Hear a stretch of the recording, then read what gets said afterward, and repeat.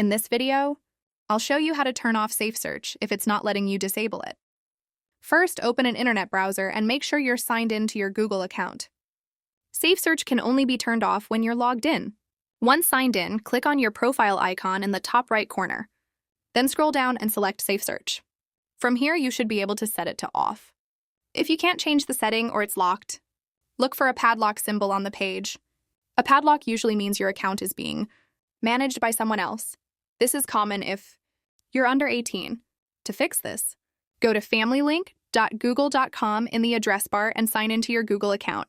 Scroll down to the Google search section and make sure the Safe Search feature is turned off. This will disable restricted mode for Google search. If it still doesn't work, go back to the Google homepage.